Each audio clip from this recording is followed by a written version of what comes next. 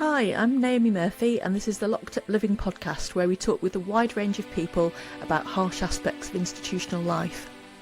We also explore some of the ways to overcome them and to grow and develop. I'm David Jones. So join us every Wednesday morning, 6 o'clock UK time, for a fresh podcast. Today we're meeting with Duncan Craig, and very nice for you to come along today, Duncan. Very pleased to meet you. Can you say a few words of introduction just to tell us who you are? Yeah, so thank you for having me. My name's Duncan Craig, and I'm the founder and chief executive of We Are Survivors. We're a regional-based charity working nationally with boys and men affected by sexual abuse, rape, and sexual exploitation at any point in their life. Thank you. Welcome, Duncan. Good to see you again, and really nice of you to come and join us on the podcast. Thank you. In 2009, you set up We Are Survivors Manchester, didn't you? And I wondered if you could say a little bit about how this came about and how you realised there was a need. Yeah, of course. So yes, you're right. So in 2009, we opened the doors of what was then called Survivors Manchester, and the organisation kind of was a few years in the oven. It wasn't oven ready, to coin a phrase. It was an idea that had been, I suppose, like just dotting around my head probably since about 2005, 2006.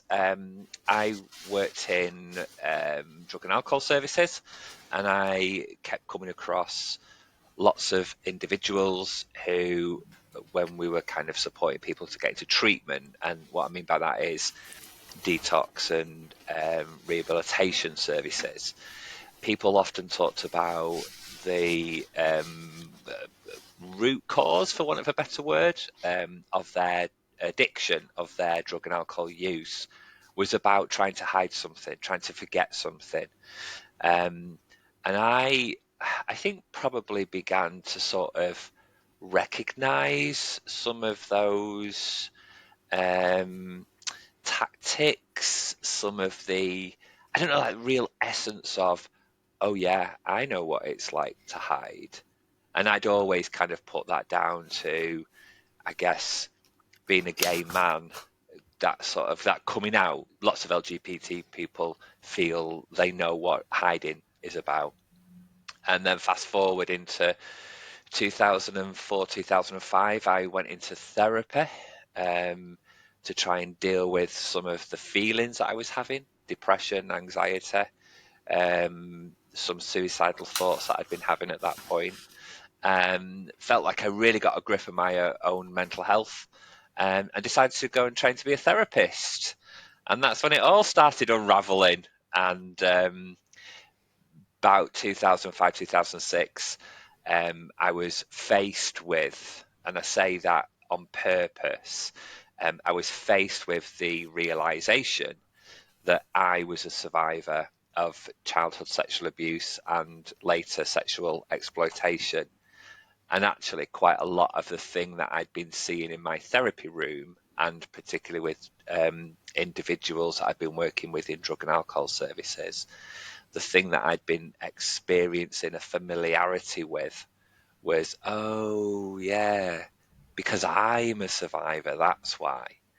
There was no support for males. I got some brilliant support on the telephone from a couple of rape crisis centres, one particularly in Greater Manchester, who, I suppose, for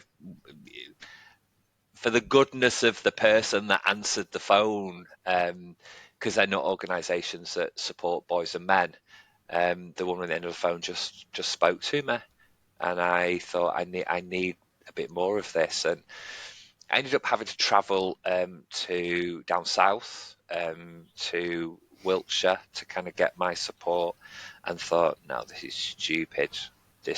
Something needs to be done more locally.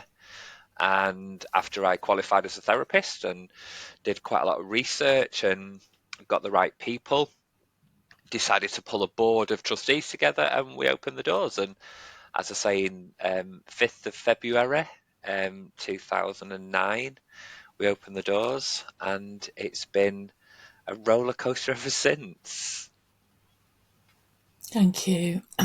And I was interested that you use the word faced with when talking about your own kind of like realization Yeah, about your experiences, and wondered if that's particularly significant actually for male survivors. I think so. Yeah, I think there is the faced with. The reason why I use that is because it feels harsh. It feels hard. The reason it feels harsh and hard is because I say this quite often when I'm teaching, or often in conversations such as this, is that because society hasn't been very good at talking about male sexual violence and male victimhood, and actually, if we pushed it even further, society hasn't been really great talking about male vulnerability. We're very good about talking about male violence as men committing acts of violence, but we're not very good at talking about male vulnerability, men as victims of violence, sexual violence, domestic abuse, etc. So this faced with is exactly what it means. Is that for me, I talked about my experiences so often with friends, for instance, but I'd never called it abuse. I'd never called it rape. I'd never called it sexual violence. I'd never called it sexual exploitation, and neither had they. And partly because the way I presented it was often in the realms of I was the one in control. I was the one that was engaging in certain activities. Never once did it ever occur to me that, the first time things ever really happened, I was like about 11 and the person was 53, 54. Never once did it occur to me that the power dynamic in that. And I suppose because I'd narrated my story in a way that I suppose my brain just went, yeah, you're not ready to hear this, sunshine. Here's a different way of thinking about it. So then being faced with it is that faced with the truth, the facts. So I think my story is not uncommon by any stretch of the imagination. And I think the reason it's not uncommon is because we don't talk about male vulnerability. And therefore, when men have these realizations, they are faced with the reality.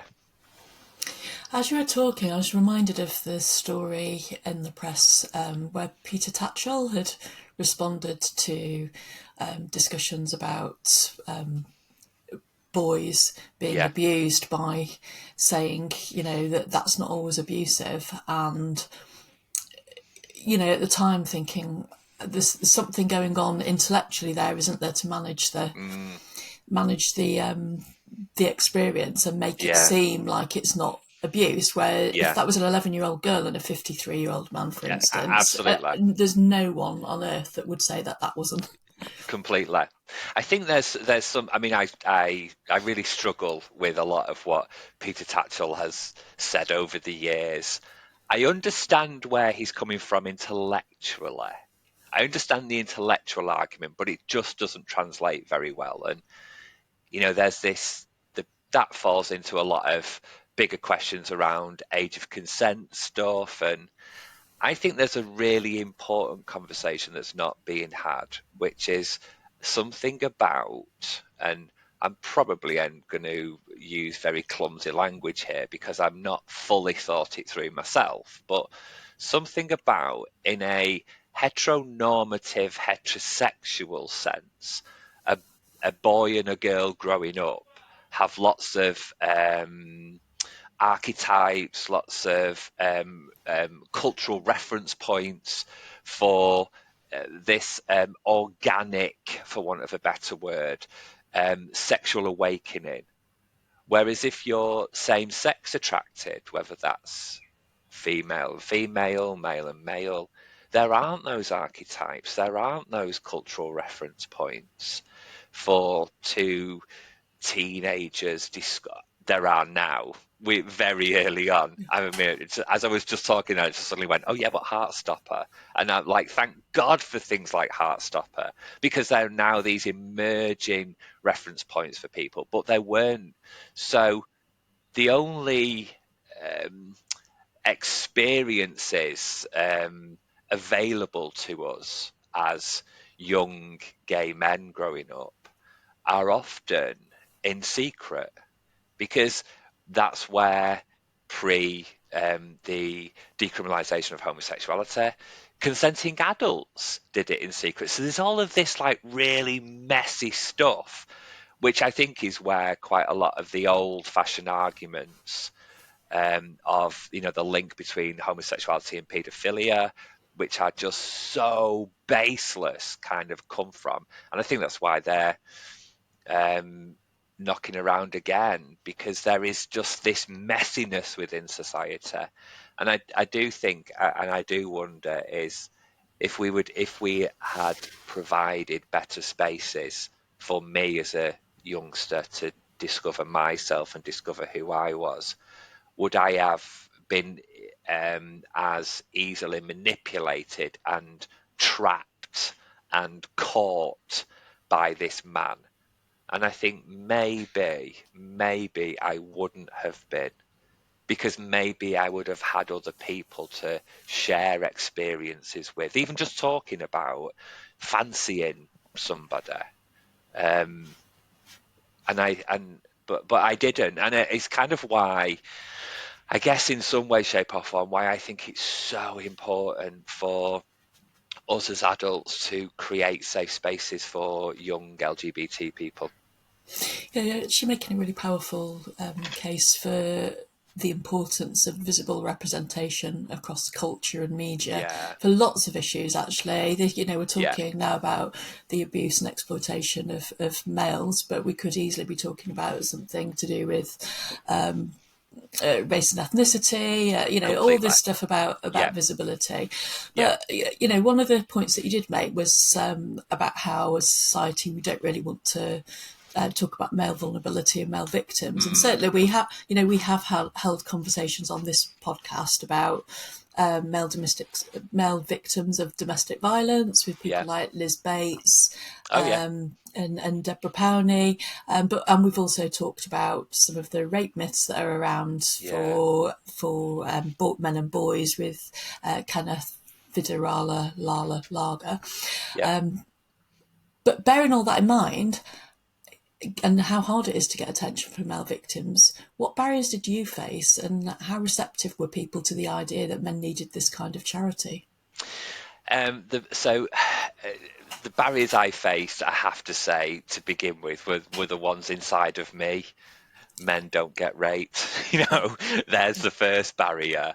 The second barrier, as at the time, kind of coming to terms with, engaging in some kind of sexual activity, was, this is just part and parcel of growing up. So having all of those barriers, which I would nowadays I put under like a big umbrella of homophobia.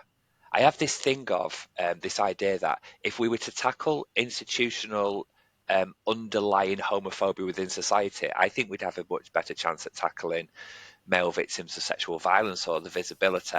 Because if people don't want to speak out about, as men, as victims of sexual violence, because, oh my God, what if somebody thinks I'm gay? Then there's a question that has to be asked of, okay, but what would be so bad if somebody thought you were gay? yeah. It's the badness of that, So if we got rid of that, maybe more men would speak out. I think that was a big thing for me. I grew up in a very, very working class part of East Manchester. I've said this a million times. I genuinely remember the street that I lived on that was cobbled. I remember it being tarmacked. It was Coronation Street Yeah. for a cultural reference. So, to be different was unacceptable in some way. So I carried all of those barriers. those barriers aside, speaking out as a male survivor, it felt very lonely. And what came up so often was how healthcare professionals, health and social care decision makers, commissioners, people who write policies, they would literally lump me in with an LGBT thing. And I used to like really scratch my head, like, I'm not talking about my sexuality. I'm talking about the fact I was sexually abused, raped, and sexually exploited in to begin with from about 11 to about 17, and then later from about 17, 18 to about 21, 22. There's nothing to do with and everything to do with, but nothing to do with my sexual orientation and the fact that I'm a victim of crime. And that kind of just didn't go down. So I found myself banging on doors and just getting louder and louder and louder and more annoying until decision makers and people had to listen. What then came was, I suppose, a nervousness from some people and some areas that what they thought was I was some kind of men's rights activist. And I'm far from it. I'm not and don't wish to be. I'm a men's health and well-being advocate, and I absolutely want the best for men and boys. I want the best for women and girls, and I want the best for all of my trans and non-binary siblings as well. I feel like I'm a global citizen. I want to be a global citizen, but people want to kind of put me in a box. And I think that was a massive barrier that people just didn't understand. What do you mean you're a male victim of rape and it's nothing to do with something that happened in a nightclub in the gay village, etc., etc. And then as soon as people did get a little bit more used to it, the next barrier I had to overcome was even just getting people talking. Um, People were willing to listen for a very short period of time, but then they got too uncomfortable, so they would just close down. And then the biggest barrier was to then begin to talk in settings where decisions could be made and things could be made different, but had to convince people that truly I wasn't here to take money and time away from the women's movement and the women's sector. I stand on the shoulders of those women. If it wasn't for those women that had done some incredible stuff, I wouldn't be able to say the things I'm saying and do the things I'm doing.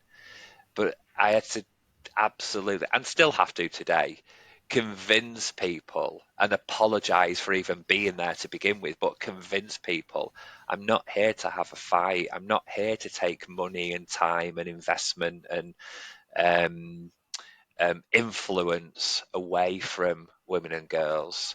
This is not an argument to be had around do we talk about women and girls or men and boys. This is about survivors, and all survivors deserve to be heard because we did nothing wrong.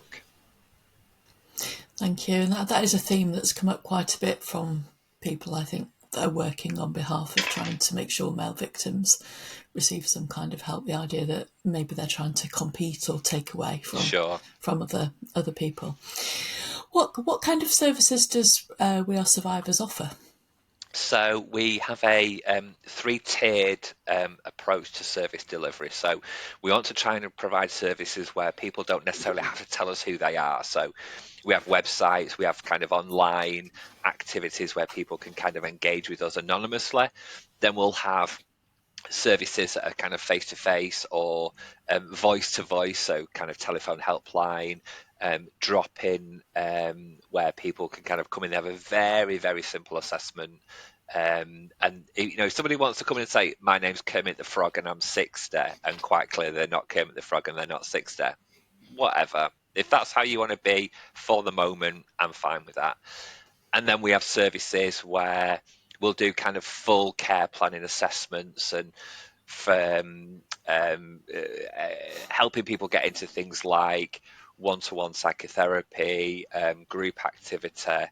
That's all community-based. And then over the past 10 years, we've been working heavily in prisons and secure settings. So just slightly prior to Operation U-Tree, we started doing a little bit of work in some prisons, and then Operation U-Tree hit and the world changed. And then for the past 3 years, we've been expanding our prison offer to look across all 15 of the prisons in the Northwest.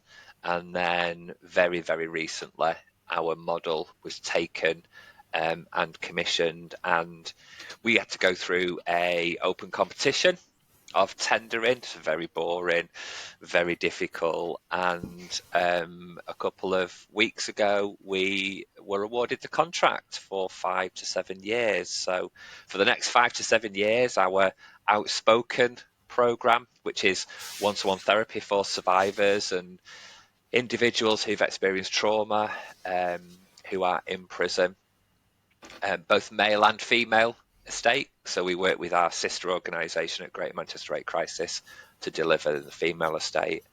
And then we're slowly beginning to develop, well, what does that look like of when someone's coming out of prison back into the community? How can we work through that bridging, that gap? So, yeah, it's really exciting. What a fantastic achievement, and fantastic to hear Thank you. that kind of work's going to be happening as a matter of routineness in the Northwest. Because certainly working in prisons for many years, both David and I are well aware of just how prevalent those kind of histories are for people who end up in prison, and it's the services that are available are very few and far between as ordinarily. So fantastic. Yeah. We're effectively with the first organisation to develop, create, and deliver a survivor service in prisons, and I think there's been so much avoidance of that that demographic of sexual violence and prison. People often think, oh, that means we're talking about prison rape, and we're not. I mean, sometimes we are. But more often than not, what we're talking about is adult survivors of childhood sexual abuse, people who have experienced some of the most horrible things as children, and life and their decisions have taken them down particular paths and resulted in so many cases, quite rightly so, resulted in them being in prison. However, those individuals, I believe, regardless of what they've done, have and should have the right access to treatment, to support as victims of crime.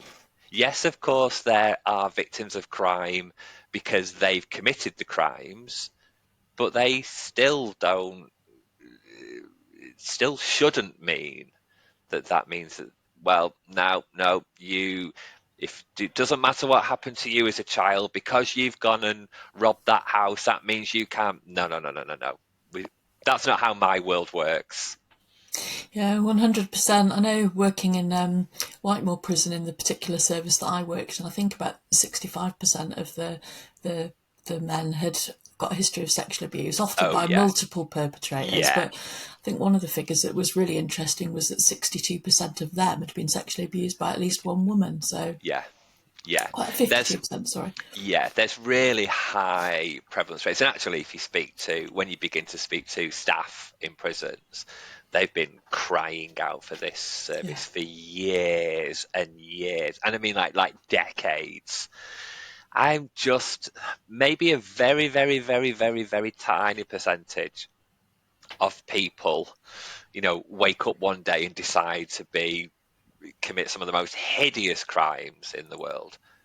But the majority of men I've come across, and women over the years in prison, in drug and alcohol services, they just didn't wake up one day and just decide to commit crimes and be naughty and do terrible things. I often think we sometimes in society, we forget that there's often reasons. And actually, I'm not there to support some individuals' guilt and shame about what they've done. I'm there to support an individual to deal with what happened to you, not what have you done, what happened to you, because you deserve the space and time to be able to work through that. And if we've got some model around learned behavior, etc., well, let's help someone unlearn it and relearn something new. If we're going to tackle sexual violence, it's not, the numbers show us that the issue isn't going down. In fact, arguably, data now suggests to us that the issue is going up more and more and more. So it's not just that more people are now talking about what happens to them. It's actually we've got more and more people this is happening to. So Einstein's definition of madness, doing the same thing over again and expecting a different result, is broken. If the numbers are going up, it's broken. We need to do something different. And if we are going to tackle recidivism, we have got to start looking at what happened to these people who are committing these crimes. Absolutely. But sticking with the numbers theme, Duncan, what kind of demographic data do you have about the men and boys who use your service? So overwhelmingly, about 85% of the individuals that access our service are heterosexual, which often surprises people. We, as a mainstream service, and I say mainstream, we're a mainstream specialist service. What I mean by that is that we're not a service that's specially for men of colour, for instance. So overwhelmingly, the men that access our service are white British. However, we have a growing number of black and minority ethnic men of colour accessing our service. That's so South Asian men are the demographic that's growing.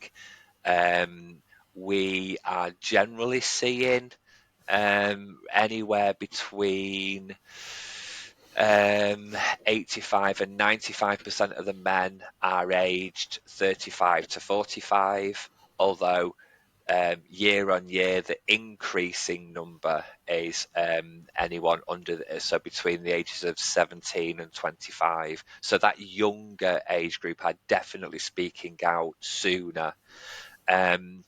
We have, again, overwhelmingly the number of individuals that have been sexually abused by somebody known to them is the number one. And it's usually a male known to them in a position of power. So, example, teacher, priest, community leader, those kind of things. Then, secondary to that, it's father, grandfather, mother, sister, babysitter, etc. The number of people that are talking about sexual violence as youngsters, older youngsters, so you kind of 11, 12, 13-year olds who have had, in their initial discussion, had a sexual experience with an older woman, usually a babysitter, and then as they kind of begin to talk about it, they're like, yeah, that wasn't an experience, the power's wrong, etc., that person was supposed to be a caregiver.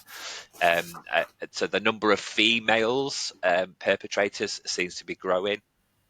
We've got a beginning to have much more of a growing demographic of Eastern European, Gypsy Roma traveller communities. Feels like those communities are beginning to sort of speak out, and they haven't necessarily before.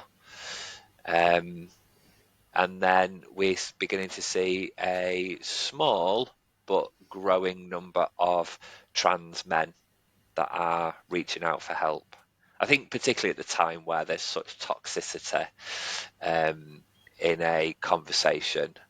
Well, it's not really a conversation, actually. It's more of a whole load of people shouting things things around trans women. Trans men are being lost in that discussion. So there's a growing number of trans men that are talking about their experiences. And it's phenomenal to see that. I'm so pleased we're able to support all men. Duncan, you've mentioned some of the barriers that you've encountered in your own life. Mm-hmm. What are the barriers that stop men reaching out for help generally? I think, as I say, I genuinely do think that one of the biggest barriers that we don't necessarily identify, but it's a social barrier, is societal homophobia. Is this idea that if I say something, then somebody might think that I'm gay, and I can't have people think that. So when I begin to unpick that intellectually, that says something about, well, first of all, people believing that gay is bad, or gay is weak, or gay is less than. And then I kind of get into unpicking it even more and going, well, what we're actually talking about is the penetrator and the penetrated, the person in power, the person not in power, etc., etc. And then I think actually there's a whole load of misogyny in that somewhere about, well, actually, in usual terms, the female is the penetrated, the male is the penetrator. So if you're a male who's been penetrated, that means you're more like a female, etc., etc., etc. So I think all of those. But I think that smart ass stuff to one side, I think one of the biggest barriers is about visibility. And I did a piece of work many, many years ago with a group of young black men around accessing mainstream mental health services. And I asked the question of why don't you go to mental health services? Why don't you go to counsellors, talking therapists? And one lad just very clearly said, "How do I know that it's for me?" And every poster just had like a middle-aged white man on it. Everybody in the building seemed to be middle-aged white women. And I suppose it was just a real realization for me about, well, yes, of course. If I can't see myself in that space, then my brain just goes, that space isn't for you. So not having kind of your high visible male survivors, for instance, although that slightly is changing. So I've noticed very recently some of the quite high profile footballers that have spoken out. That's created this phenomenal conversation. And I think that will begin to bring people more forward. And then I think there's just something that maybe isn't necessarily just attached to male survivors. I think this is about victims in general, and that's about being believed. That's just about that very basic need as human beings to feel believed, to belong. And, when you are talking about the thing that happened to you, the thing that has made you feel guilt and shame and disgust and all of those things, if I tell anybody about this, then they will reject me in the same way I reject myself. And I'm a human being, I'm a social creature. I need to be in packs like everybody else. So if I'm going to be rejected from what I say, then I better not say it. I mean, it's so basic survival. And I just wish we had a much more of an appetite. And even just very quickly to pick up on something around this visibility. Currently, we have a strategy in this country called Tackling Violence Against Women and Girls. Now, the strategy includes data pertaining to men and boys. So these graphs that show all this great work, it actually includes men and boys, but the strategy itself doesn't talk about men and boys.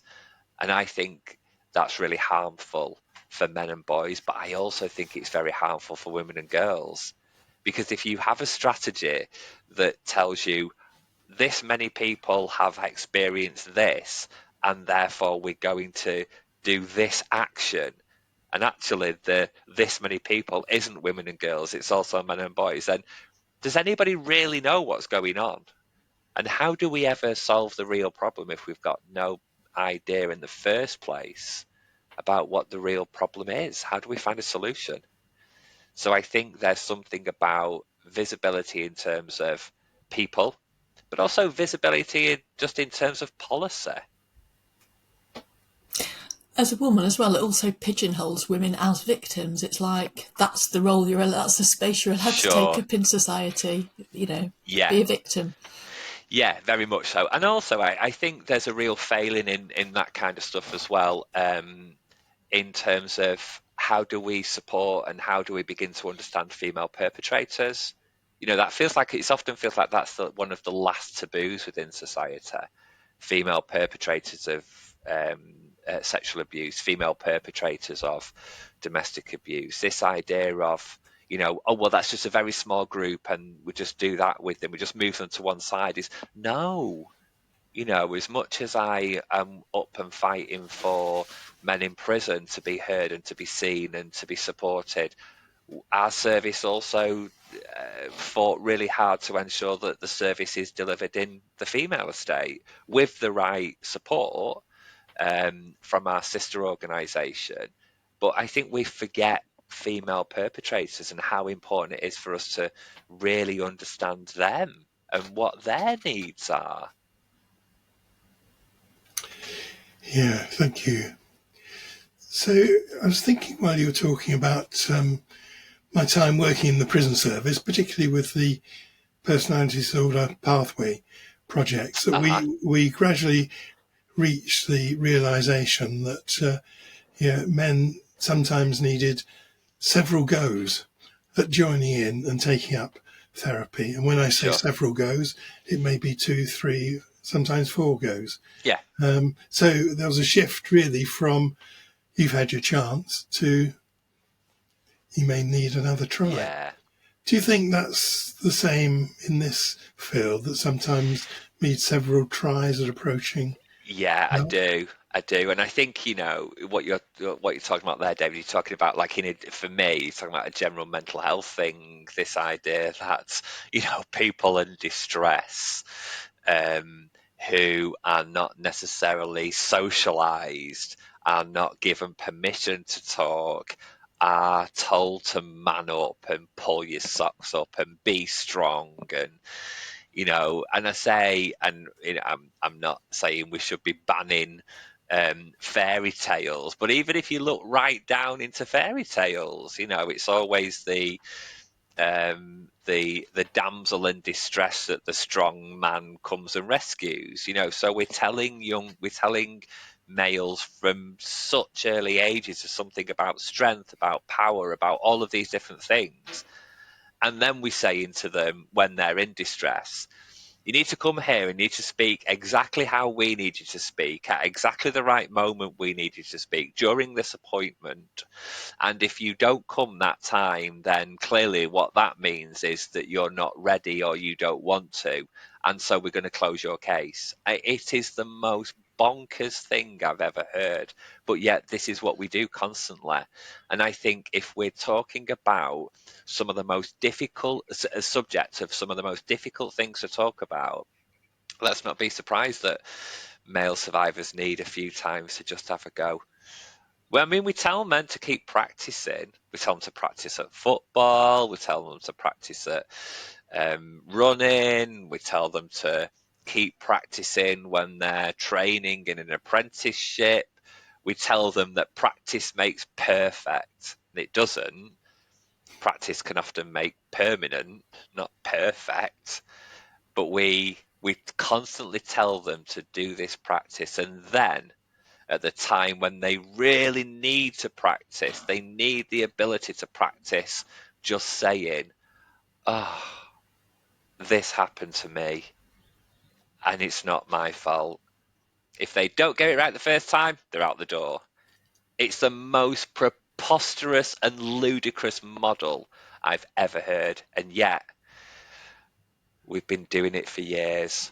So, yeah, for my service, one of the things that we learn is that we might need to allow individuals to have 3 or 4 goes.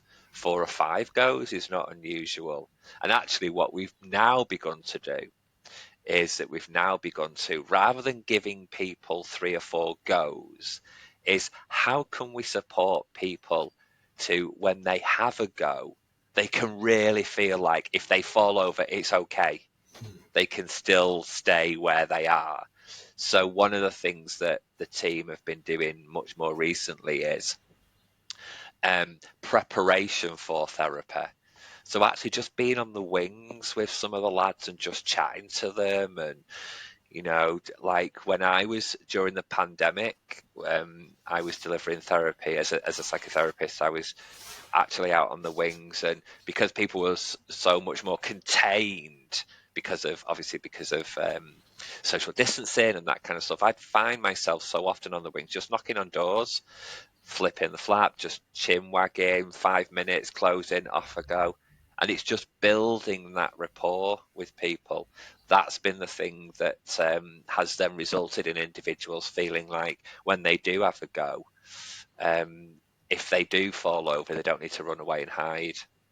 They can actually just go, oh, I fell over. And I go, yeah, it's all right. Give us your hand. Come on, get up. We'll be fine. Dust yourself off. Let's carry on.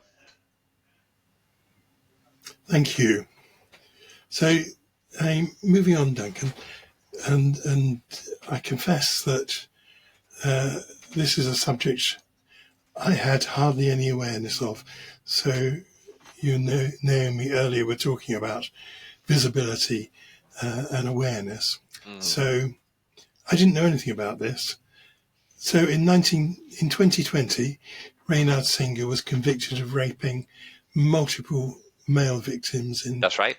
Manchester, and police believe he had over 200 victims. Yeah.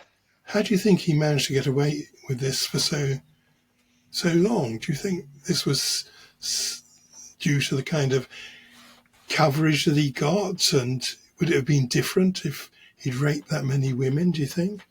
So I know a lot about this case because I was on this case from day one. So within the first, I think, 12 hours that Reynhard Sinaga was arrested, myself and 2 other professionals and the Crown Prosecution Service were sat within a Gold Command meeting.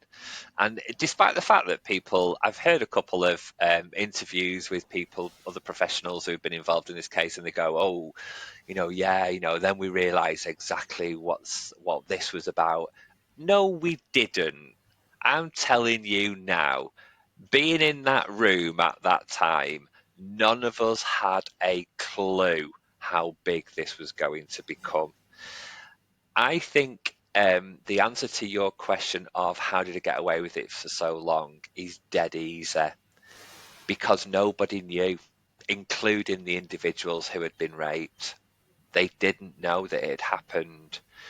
The reason they didn't know it happened is because Sinaga was evidentially there's a big question around this, but there is overwhelming circumstantial evidence to say that he was drugging people. So what we think he was doing was, we think that there would have been something like GHB, so an odorless, colourless, tasteless liquid that could be slipped into somebody's drink, that someone could drink it and then literally be knocked out. So completely out for the count. Not only out for the count, but if you know anything about kind of drugs and psychotropic drugs, then you know that GHB is a depressant. So it depresses the central nervous system. It slows everything down, which would mean something like muscle as well. So trying to be the politest I can be on this podcast, the idea that then when somebody's raped and they're penetrated, all muscles would be relaxed, over relaxed, which then means that the level of injury or bruising would be kind of non-existent. So this sweet-looking, feminine-ish type looking, completely zero threat to anybody looking man who was prowling and hunting, and I use those terms on purpose, in areas and in pubs and bars and outside pubs and bars where people who look like him, i.e. studenty type looking lads, were. He he found like the perfect hunting ground. All of the men, overwhelmingly, the majority of men who Sinaga raped were heterosexual. So there was never any kind of question for those individuals of whether something would happen or has something happened. The only reason we know that this was even happening or had happened is because that one of the individuals woke up in the middle of him being raped and battered Sinaga and fled and rang the police. And basically the police went and a can of worms was opened, and that's how we know. So do you think that would have been different if he'd been raping women, though? I certainly think, well, I mean, I certainly think there would have been more raised questions by individuals themselves of, oh, how have I woke up in this person's house? And, like clearly then something's gone on, and there would have, maybe people would have questioned the situation. But for a lad, a heterosexual lad who's out on a night out, who gets absolutely bladdered, might have taken something, gets separated from his friends in a student area, in student pubs, to then be befriended by someone who says, why don't you come back to mine and just call a taxi from there? And then the lad passes out and wakes up in the morning like, oh, cheers, mate. I mean, that just feels really student lad normal. So I think if they were females, then there would have been way more questions, because we don't tell young men, hey, what you drink? Hey, be careful who you go back with, because we don't see male vulnerability. And how about the coverage afterwards, Duncan? David, were you saying you hadn't heard of this case?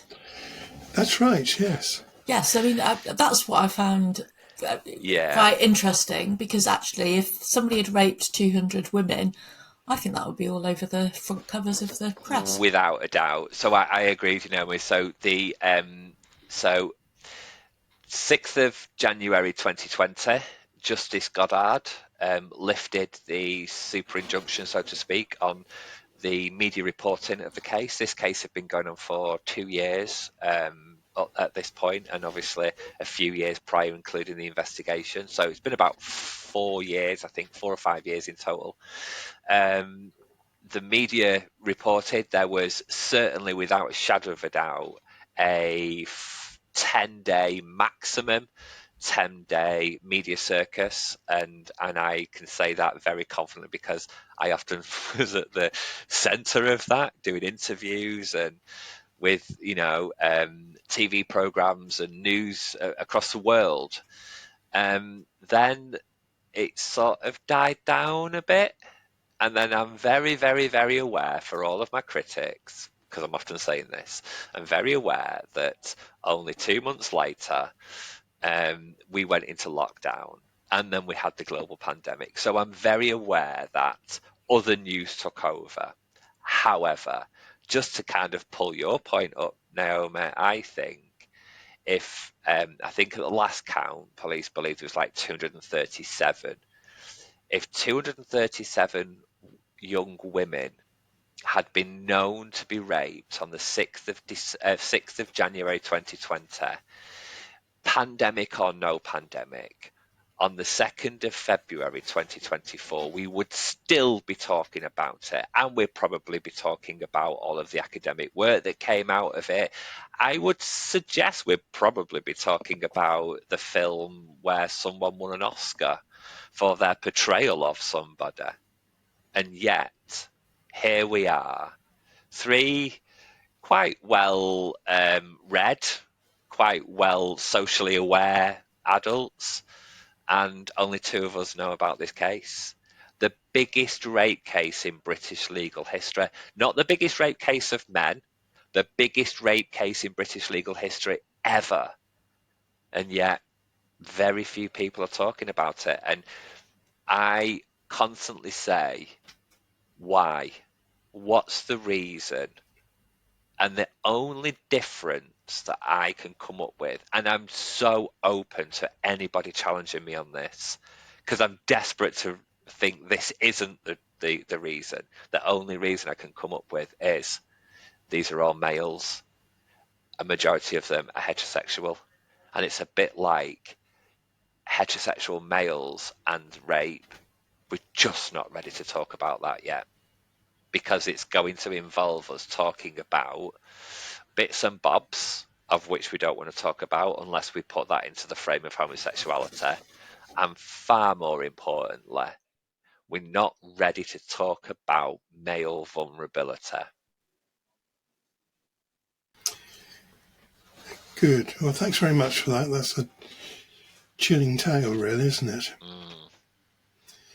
Duncan, you've previously had a career as a press officer in the TV industry. Yeah. Why did you leave that field? So it was more in theatre. So I started my career at Granada, and then went on to theatre. I left that because a number of reasons. I think it was just probably subconsciously, pre-consciously. Maybe it was sort of in my awareness, but peripheral vision, that it was quite toxic for me, because the access to partying, the access to being a completely different person was affording me the ability to do that, but that was not healthy. And I don't know, I sometimes think, I wonder whether I got tired of pretending, because it was only a few years later, after leaving all of that media world, that I began to sort of start slowly breaking my silence. That's the polite, clever answer. The hard truth answer is, I just got so sick of dealing with people's egos. I really did. And I often say I wanted to go and do some work, because I left all of that to then go and work on a busy city centre needle exchange with injecting drug users and sex workers. So I wanted to go and work with people who really did have problems. Yes, well, that's a very interesting move that you made there. But having said that, do you think your background in PR gave you any particular advantages when you started to build your charity? Yeah, definitely. One of the sort of couple of things that I've always been praised for is something about the style, the look, the brand. I've often had people say, "Oh, Duncan, sometimes you're far too corporate," and I go, "I don't know what that means. Like, a charity is a corporation as such." So I think my previous background enabled me to make things look a particular way and be recognised easy, and for it all to have a brand to it, which I think was really useful, because jumping back to something we talked about before, visibility. If you're creating something around visibility, then people need to be able to see it and know it's the same thing. So things can look different, but they've got to have some level of familiarity and continuity to it. And I knew how to do that, because if you take, I don't know, Phantom of the Opera, and you think about Phantom of the Opera as a show, and how many incarnations of different posters and adverts and stuff you've seen, I guarantee you there's a really strong theme throughout them all, because the producers of the show still, Andrew Lloyd Webber, still need you to know it's his show. So I was able to do that, and I think I'm still good at doing that. And I also know how to tell stories. As a press officer, as a marketing person, I was up against hundreds and hundreds of other press and marketing people who are also trying to get their show, their actor, their opera, their ballet seen by the public, because we needed your money in our box office. So I needed to tell a story. And I think, as a therapist, I think that's why I think I'm a good therapist. And I think the reason I'm a good therapist is because I think I know how to tell stories, and I know how to support people to tell their own story. That's no different in some respects as working with an actor, getting the so-called actor on the red sofa on Graham Norton. I need that actor to tell a good story, to get people excited about the thing they're doing. That's sort of what we do as therapists. We support people to tell their stories and get excited about their lives. And I think in this work, then, maybe part of the reason why I think we got ahead quite quickly is because I knew how to converse and tell stories. And senior civil servants and MPs and decision makers often want to be told stories. I think that's undoubtedly true, Duncan, but we're coming to the end of time, and I just want to ask you one last question, if I may, which is, Yeah, of you're course. doing work that's emotionally very challenging. What kind of measures do you take to ensure that you stay psychologically healthy? Um, Lots. So, me and all of my staff, and when I say all of my staff, I mean I don't care if you see clients or not, you're going for supervision.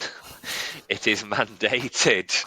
And that's because it's not just the thing from the client and hearing that. I've got a team of operations staff that are reading notes to go onto systems. So it's really important that we have that. If somebody working here doesn't go to clinical supervision, they have to have a good reason why. So there's two staff, for instance, that have made really strong cases of why they don't want to go to clinical supervision. But instead, what we do is we go, right, okay, so the money that we would have paid for the supervisor, what do you want to do with it? So they go to the gym instead. We have, and that happens for supervision, that happens with an external person every month for about an hour and a half. Everybody then every 6 weeks has one-to-one line management. We have various different team meetings and structures. We have a culture, I think, I hope, we have a culture of openness and transparency. As an organisation, our values of transparency, integrity, understanding, and responsiveness are things that we have to hold as individuals. We ensure that people feel like they've got the ability to just chat to other colleagues. I make sure that there is spaces for people to go and have something to eat.